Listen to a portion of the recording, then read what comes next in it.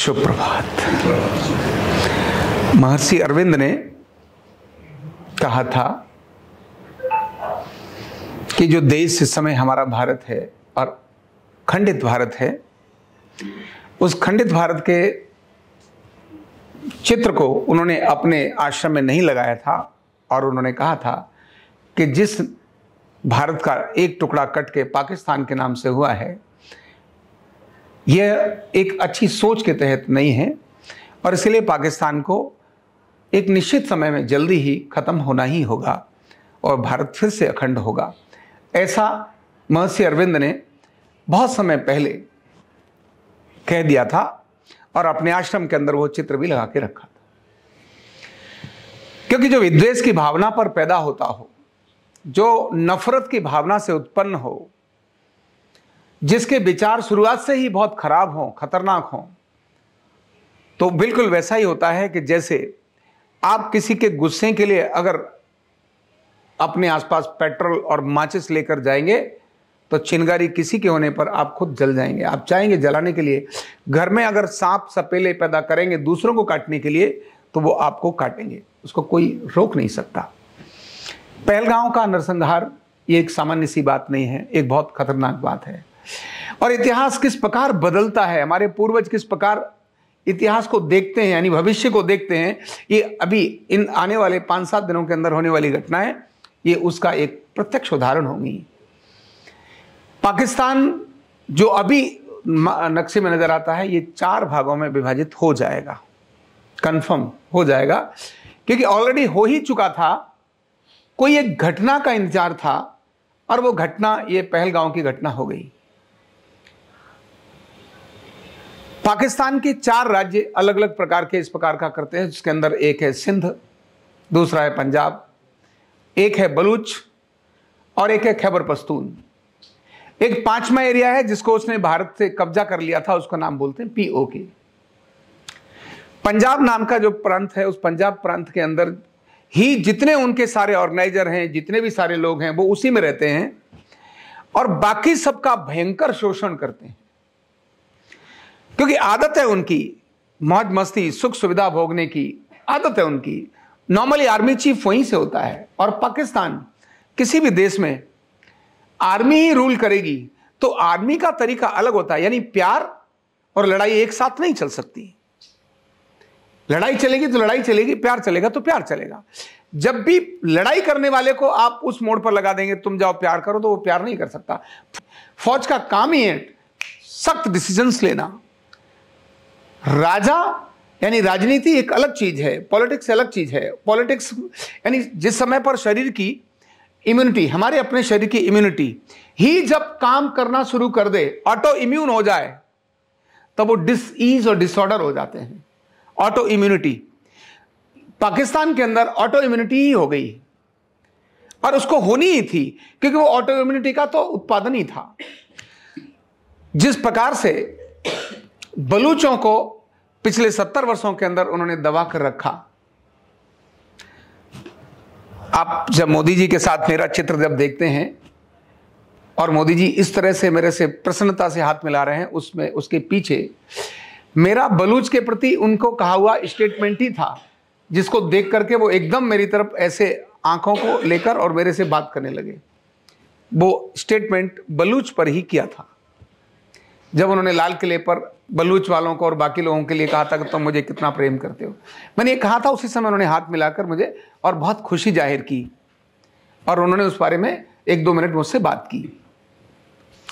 वही बलूचिस्तान जो बलूच है, वो बलूच जो बहुत त्राहिमाम कर रहे थे, आज वो इस समय पर बहुत शांति महसूस कर रहे हैं, क्योंकि भारत के अंदर जो हमला करके इन आतंकवादियों के रूप में पाकिस्तान ने एक बहुत बड़ा कुकृत्य किया और ऐसे कुकृत्य का परिणाम अब भुगतना ही पड़ेगा। इसलिए बलूच जो है वो ऑलरेडी उबला पड़ा था पाकिस्तान के अगेंस्ट। इस समय उसको ये चांस मिलेगा और वो अपने को अलग से करेगा और होगा, कोई कारण ही नहीं बनता। इसी तरह दूसरा खैबर पख्तून, वहां की जो उनकी आर्मी अपनी जो बनी है, वो पाकिस्तान के सैनिकों को भी और चाइना के सैनिकों को भी, चाइना के ट्रकों को भी पसंद नहीं करती है। उसे पता है कि माल मसाला हमला हमारा सबसे अधिक जो संपदा है खैबर पख्तून के अंदर बहुत बड़ी संपदा है, सिंध में बहुत बड़ी संपदा है। इसी प्रकार से खैबर पख्तून में भी जो बहुत बड़ी संपदा है, इन सारी संपदाओं का शोषण करना और वहां के लोगों को तंग करना, यह पाकिस्तान नाम की ये जो सत्ता बनी थी, जो पंजाब प्रांत के अंदर रह करके सारे उसमें कंट्रोल करती थी, उससे सभी एकदम त्राहिमाम करने लगे थे। जबरदस्ती का शोषण करना, वहां के लोगों को कंट्रोल करना, आज वो वक्त आ गया कि आज वो सभी अपने को स्वतंत्र मानने के लिए तैयार हो गए हैं। विद्रोह के कारण जो उत्पन्न हुआ था, इसीलिए बांग्लादेश बना, क्योंकि बांग्लादेश पर भी इसने इसी प्रकार का कंट्रोल करना शुरू किया था। और आप दंग रह जाएंगे, आने वाले दिनों के अंदर जो घटना घटने वाली है वो बहुत भयंकर घटना घटने वाली है।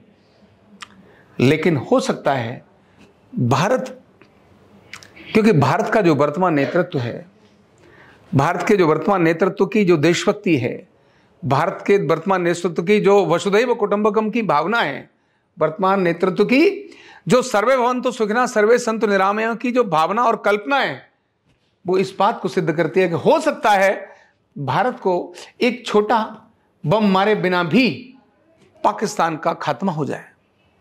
यह भी संभव है, लेकिन यह संभव पक्का है, यह तो निश्चित ही होना है कि अब पाकिस्तान नाम की चीज इस दुनिया के अंदर बचे नहीं। जिसने इस्लाम के नाम पर अपने ही देश में रहने वाली महिलाओं के साथ बलात्कार किया हो, कैसा इस्लाम? तुम इस्लाम का झंडा लेके चलते हो, लेकिन इस्लाम का क ख तुमको आता नहीं। अपने ही लोगों के साथ दरिंदगी का भयंकर हाल मचाते हो। किस तरह से वो लोग सहेंगे? कैसे सहेंगे वो लोग? इसीलिए उसको टूटना ही होगा। खैबर पख्तून के अंदर भी इसी प्रकार का है। वो तो एक एक चाइना वालों को पकड़ के मारते हैं, क्योंकि चाइना ही उसको केवल सह देता है, इसलिए पकड़ पकड़ कर मारते हैं। इस प्रकार का ये निश्चित ही होने वाला है। 4 भाग पाकिस्तान के होंगे, इसको इस समय कोई रोक नहीं सकता। केवल पंजाब प्रांत जो है, वो पंजाब प्रांत पाकिस्तान के नाम से बचेगा, जिसके पास अपना दाना पानी कुछ भी नहीं है। वहां के अपने अंदर के लोग उसके अगेंस्ट बहुत तूफान में खड़े हैं, और वहां के जो मुस्लिम, जो अभी तक अपने को बहुत बड़ा वो मानते थे, नाम ही उन्होंने भारत और पाकिस्तान के लिए मुस्लिम, भारत और पाकिस्तान मतलब पाकिस्तान यानी मुसलमान, हिंदुओं को मारना और खाना, यही है भारत पर कब्जा करना। सोच ही गलत है जिसकी, वो कैसे चलेगा? इसलिए उसको खत्म होना ही होगा। और इतना ही नहीं होगा, मैंने 1 वर्ष पहले जब अयोध्या के मंदिर का निर्माण हुआ और उस समय प्राण प्रतिष्ठा के समय थी, उस समय मैंने एक वीडियो बोली थी।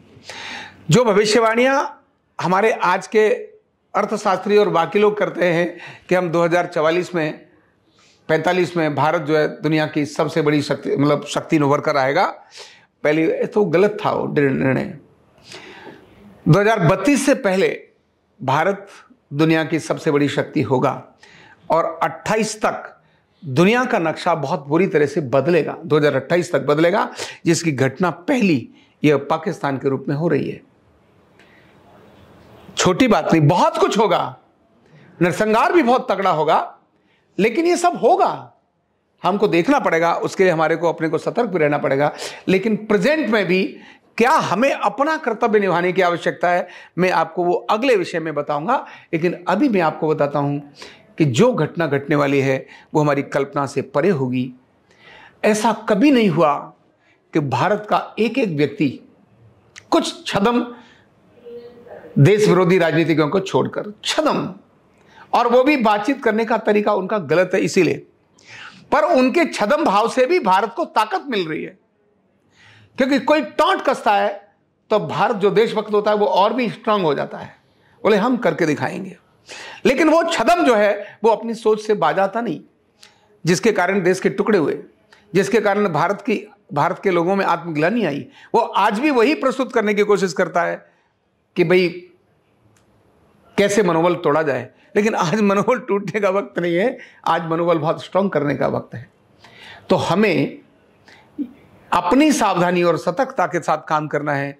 वो जो होगा ऐसे में हमें क्या ध्यान में रखना है, ये तो अगला विषय होगा। लेकिन वर्तमान समय के अंदर जो हो रहा है और आने वाले दिनों में हो रहा है, जैसा मैंने बोला कि जब मैंने उस समय बताया था कि भारत दुनिया की प्रथम शक्ति निकल कर आएगा, भारत की चिकित्सा पद्धति जो बदलेगी, जिसको हमने अर्धनारीश्वर चिकित्सा पद्धति जिसको हम बोलते हैं वेलनेस न्यूरोथेरेपी, ये कैसे प्रथम स्थान पर जाएगी? ये ऐसी घटनाएं घटेंगी जिसके कारण ये अपने स्थान पर आएगा ही, कोई रोक नहीं सकता, क्योंकि ये तो नियति यानी स्वयं ईश्वर की इच्छा है जैसा ये होना है। महर्षि अरविंद ने इस प्रकार का कह दिया। आज से 500 वर्ष पहले उड़ीसा के एक बहुत बड़े धर्माचार्य, उन्होंने भी इस प्रकार की बात को लिखा।